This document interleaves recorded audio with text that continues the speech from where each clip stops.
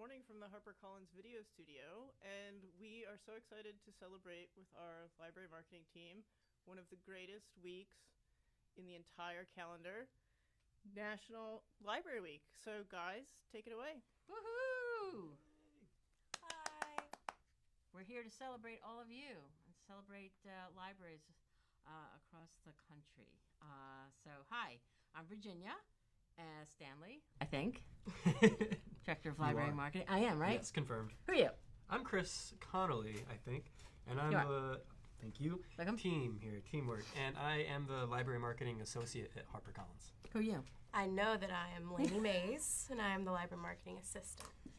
And we are the Library Love Fest team, and we are glad to be talking to you today. It's a truncated version. It's only 30 minutes long today, and as you see, no tiki hut, because Chris has been sick and we don't know how to put it together. But also because, National Library Week. It deserves to be, class up the joint with a little hooch.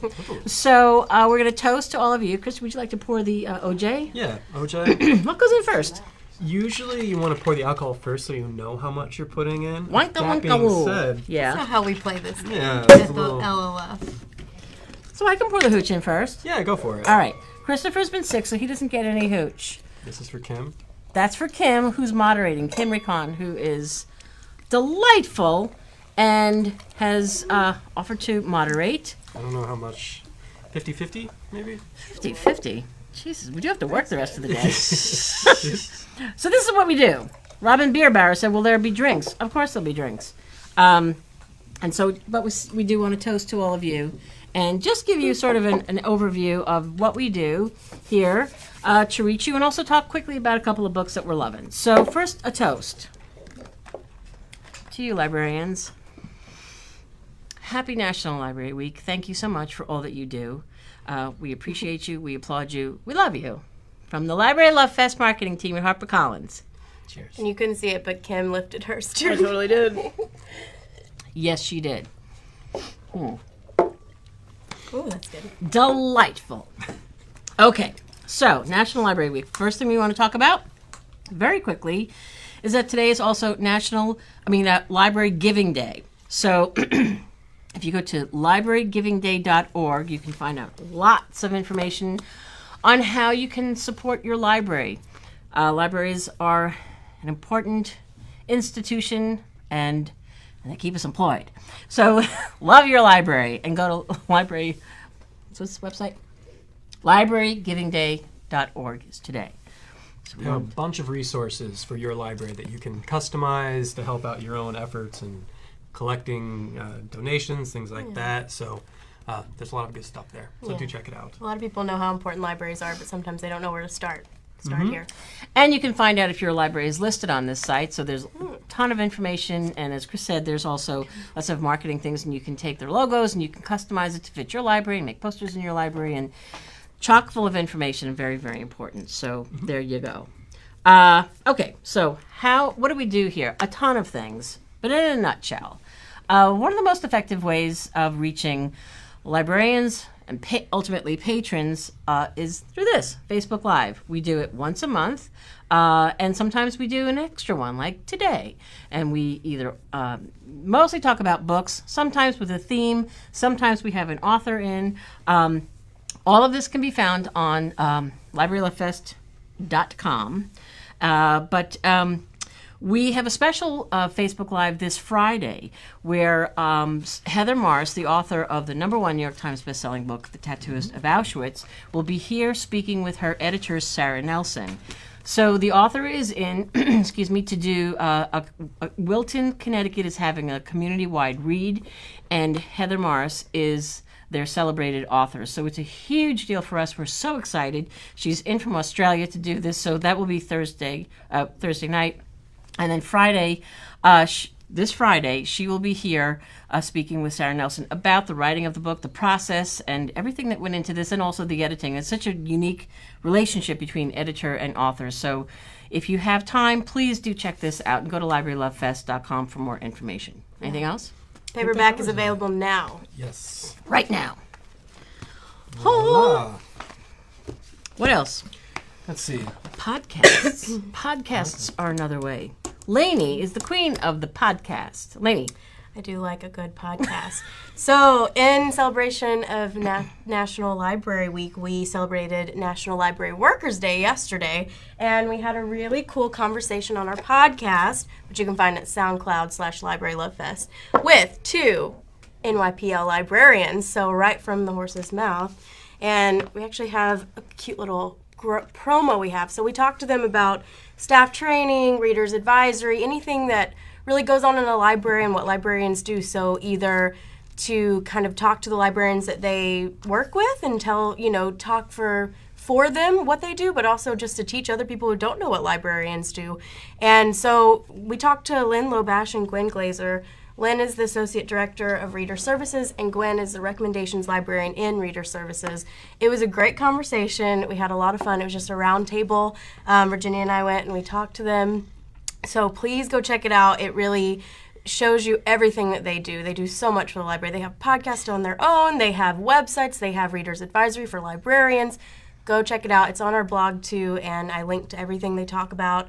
You have to go check it out. But we also have other podcast stuff going on. So we had an exciting conversation the other day on our podcast with a book club group. So we wanted to be kind of a resource for how to start a book club, what makes one successful, and then we got to listen in. We got to be a fly on the wall, which was really fun. And here is the Zoombets, which if you listen to our podcast, you'll understand why they call themselves this. But they got together and they talked about this book, Beyond the Point by Claire Gibson, which is a Book of the Month pick this month. Yeah, because I'm getting all this. Thank you.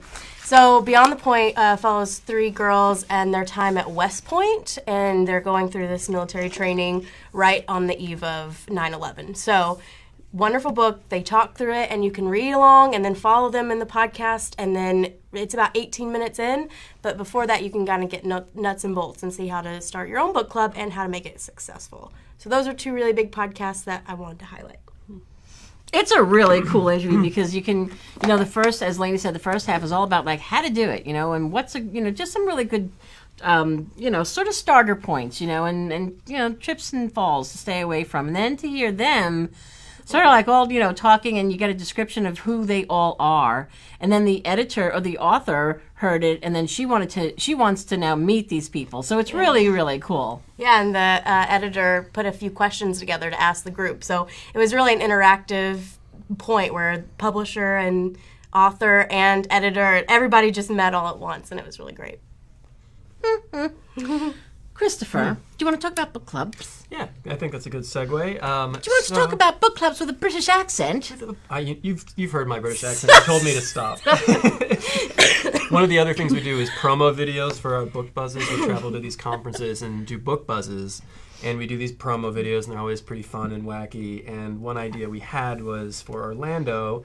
We did different characters from the Orlando Universal Studios, and I attempted to do a Harry Potter accent, and Virginia had to stop me because it was painful. So I'm going to spare you all just a little bit. Just a little bit! Wait, but tell them about Quidditch. Quidditch, worrying about it. Try saying that with a British accent. It's impossible. Marissa, the camera woman, is cracking up. Oh god. You can still find it on our YouTube channel. We have a YouTube channel. If you go to YouTube, everything that we've ever done in front of the camera is on YouTube. Just type in Library Love Fest. Unfortunately. Not everything. No, not everything. That's we have when fun. I retire. So I think we should also talk about the book studio and how great they are with all of our videos. We're doing Facebook Live now, and they're really great to be here. They're doing thumbs up in the background and our videos, so thank you to them. Yeah, they make our lives much easier and they make us look good. Yeah, they make us look good. And well, spread the word. And right. And we, as many of you know who go to ALA or who don't go to ALA, we use the video studio to promote our title presentations at the forthcoming American Library Association's annual and midwinter. And it's the genius of the video studio that makes us look funny and engaging, and they come up with all these wonderful ideas, and we trust them, and it always looks great. And, we're just trying to, sort of, get above the radar, over the radar, under the moon, over the radar. I don't even know.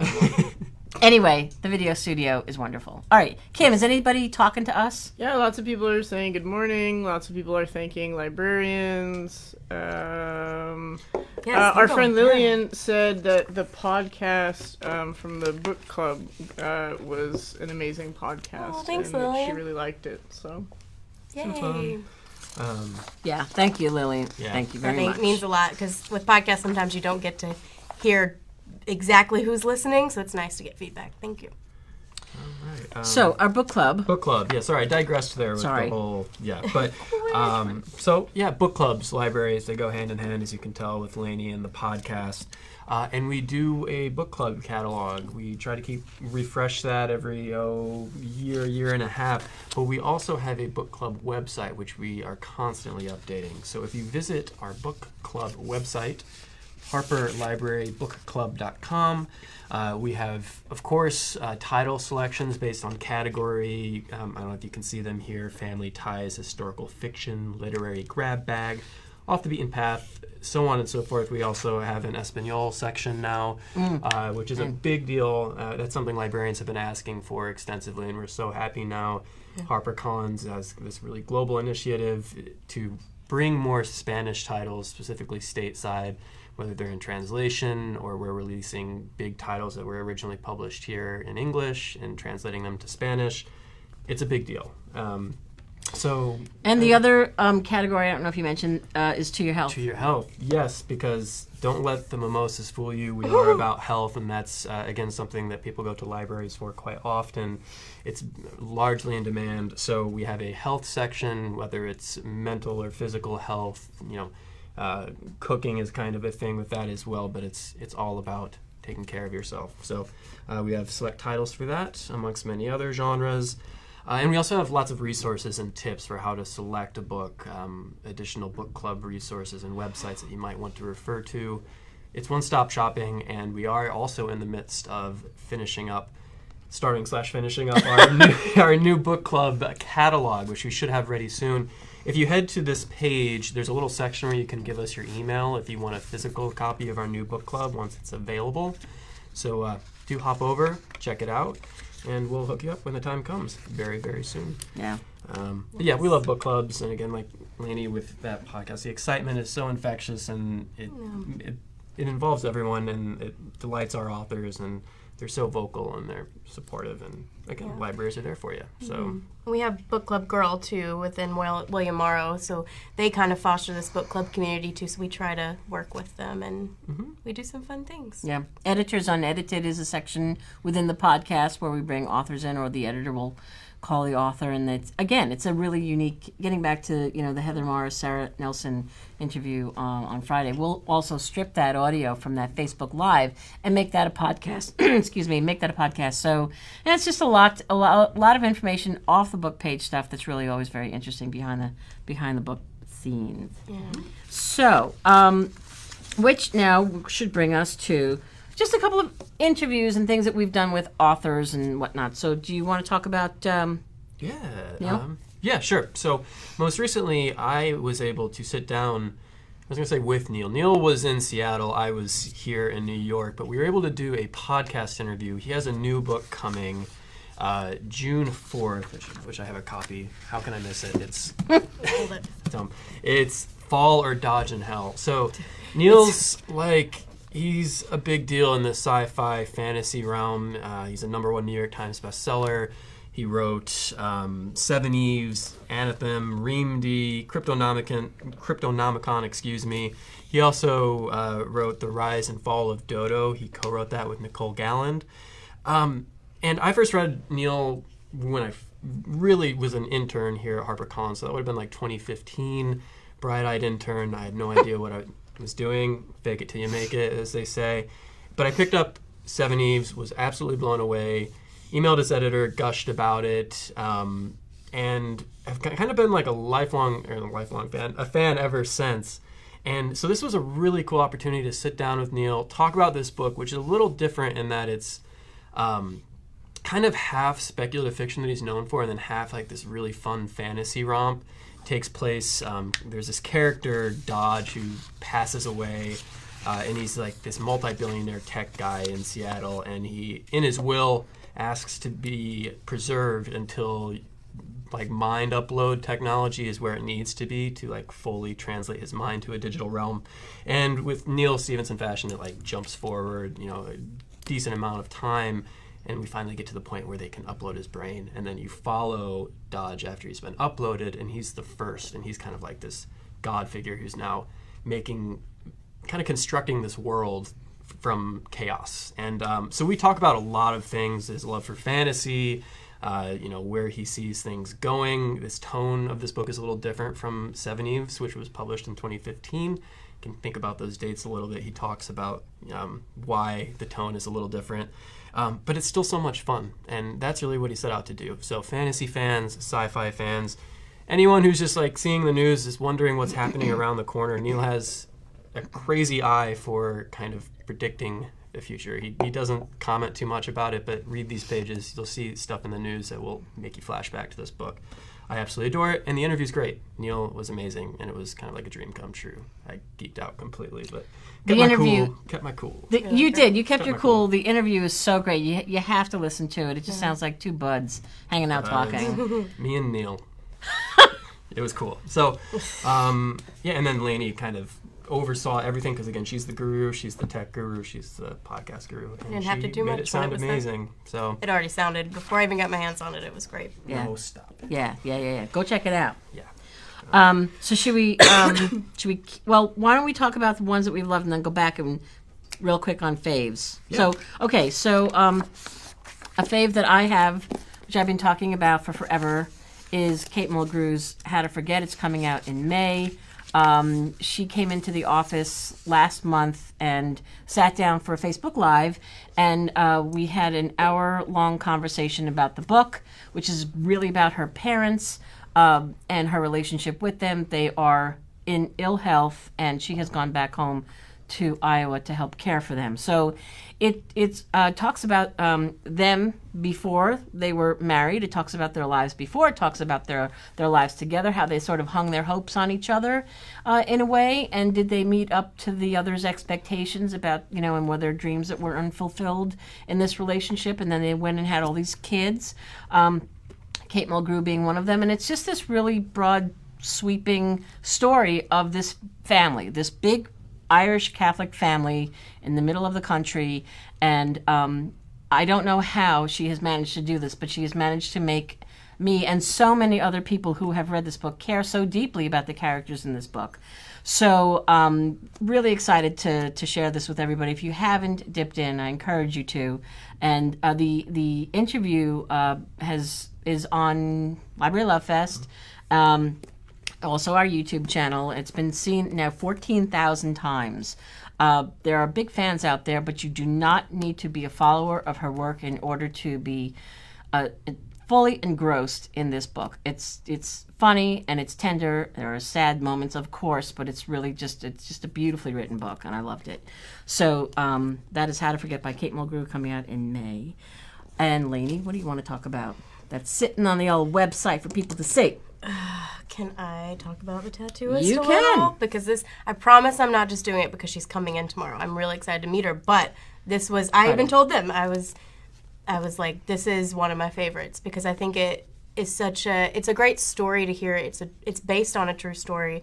So you hear about a man who went into the concentration camp, and you get to hear what actually happened. I mean, it is fiction, but it's just so cool with these stories. We have all these stories coming out of people that we didn't know about, and we just want to give them a voice.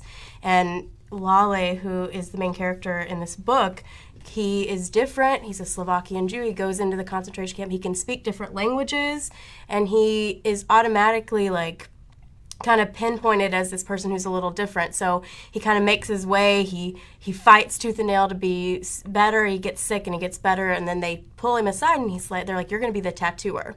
So these people coming through are being tattooed, and he has to do it. His peers are coming through, but he can give them a little bit of comfort because he knows different languages, and a lot of them are really confused. No one will answer their questions, obviously. No one cares about them, and he will secretly tell them, it's going to be okay. You go here, do this. He can speak their language, and I think, in a way, he became a little bit above. I mean, I know it's still a terrible thing, but he had a few things that no one else had. He could get some more bread that other people couldn't have, and then he used all of that to give back to the people who had nothing. So you just have this hero that's trying to get through this really terrible time. I think it says a lot that they made somebody else do the tattooing, like they couldn't even do these terrible atrocities, and that speaks to me. And that must have just been really tough. But he met Gita when he was tattooing her, and he knew he had to get out for her. So it's a love story, too.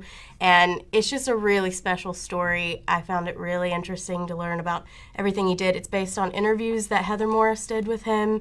There's a quote from Lale that says, "I tattooed her number on her left hand, and she tattooed her number on my heart." And I just think it's really sweet. So I promise I'm not just talking about it. It's one of my faves. So you have to check it out. It's a great book club book, too. A lot to discuss. Yeah, it's really powerful. He's so smitten with her from the moment he sees her, you know, and it's just so powerful. And it's really interesting to hear the story behind how the author came to write this book, because he wanted it written as a memoir, and then they decided that it should be novelized because it's just too close. But he wanted his story out there before he passed. He wanted that story told. And so, anyway. There's a great video of him speaking on our blog, too. It's pinned at the top. Yeah. You can hear a little from Lale. LibraryLoveFest.com, pinned at the top, wonderful, heartbreaking, but beautiful video of him speaking. We have a quick question about the tattooist. Yeah. So somebody says that they keep reading great reviews on the Tattooist of Auschwitz, and they want to know what makes the tattooist different from other World War II historical fiction. Yeah. Well, it's historical fiction. It's based on this true story, so that's number one. You get to know a story about a man who, you know, he would have been lost in history. No one would have known about him. So I think that's the biggest point. But it's so specific in the things that he goes through. She had to have asked him about this stuff. Like, there's no way she could have made up some of these things. So you kind of get that's terrible, but an insider view. And it is really interesting because you're not getting like this just prisoner thing. You hear that a lot, but this person had this like weirdly elevated status, so-called status for lack of a better word. So he was kind of trading and he would go in this room and get jewels from people that before they could get in there to get them, and he would trade them to local workers who weren't really a part of it but kind of helping out at the camp, and they lived around the surrounding area. So he would trade with them to get medicine. He would take it back and give it to people who couldn't. So he really used his position to help out a lot of people that would not have made it as far as they did. So I think that's two good points for how it's really different. Okay. And I think that relationship between Heather and Lale is very unique, and it's very personal. Again, this initially was starting out as a memoir, and it just was too close. So, do you know? So I feel like I think that's it right there. They worked on this for years together, and he had to come to trust her. I mean, she talks about when she initially meets him, and he always just gives her the same cup of coffee when she goes to see him. She never tells him what she wants in it. He assumes this is how she wants it, and that's how she takes it. Like they inch toward each other to trust, to trust and to truth. It's very unique, I think. Anyway, you guys have about 6 minutes. Okay, so very quickly, I think that we should just, we can't leave you without talking about a book, or 3 or 6. So I'm just very quickly going to mention a book that we have coming out by Kevin Wilson, not until November, but I love it, and it's called Nothing to See Here. Check out that jacket. So this is our lead read for fall 2019. Lead read is when the sales department gets together and we all whittle down through a ton of manuscripts and find one that we feel has just got that extra special something, and this does. Kevin is the author of The Family Fang, A Perfect Little World. And in a nutshell, this is a book about these two women who were very unlikely roommates at an elite boarding school. Something happens, they go their separate ways. Years later, one of them, there's one who's sort of a little ragtag, and the other one is, she's hotsy-totsy, and she's, grown up in sort of this elitist family, and she's now she's got her husband is in politics, and he has these he's got these 2 kids that he's divorced. He had these 2 little kids, And, well, the wife's out of the picture. Let me just say that. So he takes the kids, and his wife, the girl from the boarding school, rings up the former roommate who they had gone their separate ways and begs her to help her take care of these kids. And so they rekindle their friendship, and they, let bygones be bygones. And so she starts to take care of these children. But there's a hook. There's something up with these kids. There's something a little unusual. When they get agitated, they go on fire. They combust. Who doesn't? Right? It's wonderful. That is it's just so good. You get through the first part of this book, and it's just so wonderful that by the time you get around to these kids starting to smoke, you totally buy it because it's just so good. And the woman who takes care of these kids is very I kept thinking of Wally Lamb's She's Come Undone, Dolores Price. It's so good. I love this book so much. That's mine. Nothing to See Here. Kevin Wilson, November. I'm going to keep talking about this until November. Okay, I have a quick one. And it feeds into another thing we do that's a big part of our job, which is conferences. So you can meet this next author at ALA in DC in June. So this is Diamond Doris, and it is this memoir about Doris Payne. You might have heard of her from the documentary The Life and Crimes of Doris Payne. It's available on Netflix. And this is the first Black woman international jewel thief. And I don't feel like I have to say anything else. That's the best sentence I've ever heard. But she is just such a great character. She's living her life. She doesn't take anything from anyone, but it's a great story. She has this background from West Virginia, and she kind of grew up in this kind of poor community, and she really just decides that society is not giving her these opportunities because of her class or her race and status. So she's just going to take it back from them. So she starts stealing little jewels in town, and then she grows to Monte Carlo, taking all these jewels, and she has this whole business behind it. She takes no crap from anyone, and it's wonderful to hear about her story. I think it's just it's great to hear about someone taking back their own narrative and saying, the society is not willing to give me this, so I'm going to take it. And I think it's so cool. You just have to hear about it. I'm so excited. I'm excited to meet her in June. Is that a new ring lady? Maybe. I'm going to check my top drawer when I go back to my office. I mean, she would dress up and look really well-to-do, and then she would go in places that people were so thrown off. They're like, who are you? Are you famous? And then she would have this kind of switch. I'm not condoning stealing jewels, but I just think, she, like I said, she saw this happening to her. No one gave her a chance. No one listened to her. No one cared. And she was like, well, I'm going to use that anonymity. Anonymity? Anonymity. That's a tough one. Woo! And she's like, I'm going to use that, and I'm going to pull one over on you. And It's a great cover, too. Yeah. Isn't it fun? Isn't it so cool? I didn't see that before. It's now, and that just is just a out, wonderful cover. So can't wait to meet her. I know. That's going to be cool. All right, Chris. All right. Well, I have one that's actually on sale now, but I just wanted to give it a quick shout out. Don't Skip Out on Me by Willie Blotton, which is now available in trade paperback. Came out in hardcover last year. So everyone here at Harper knows how much I love Willie Blotton, one of my favorite authors. You'll know him from Don't Skip Out on Me. What am I saying? The Free. Let's see what else. Lean on Pete, which became a motion picture, which was beautifully done.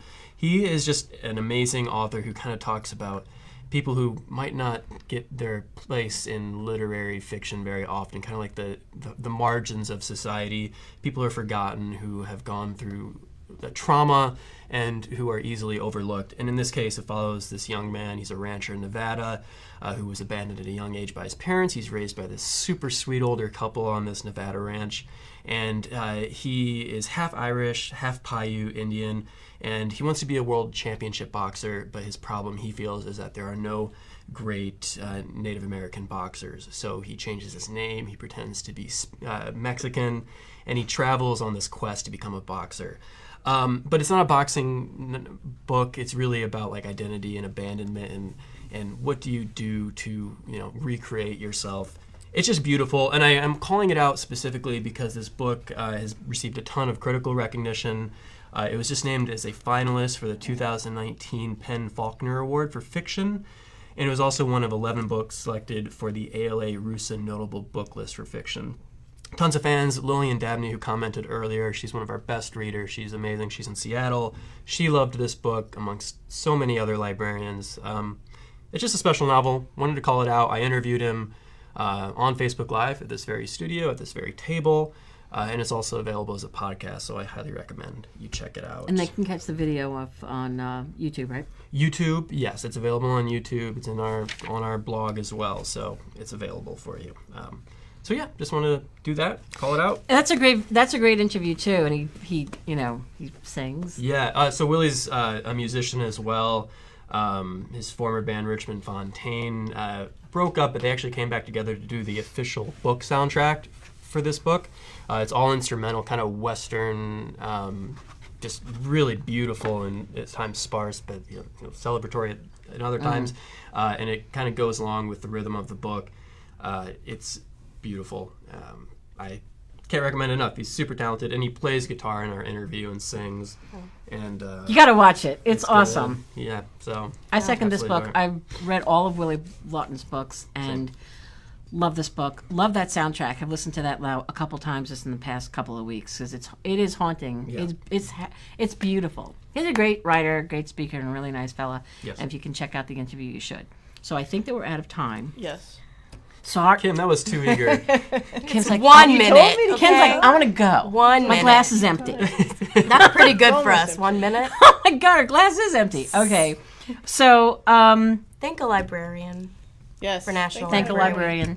They do a lot for us. They do. We love you all. We thank you so much for everything you've done for us. And here's to you. Happy National Library Week.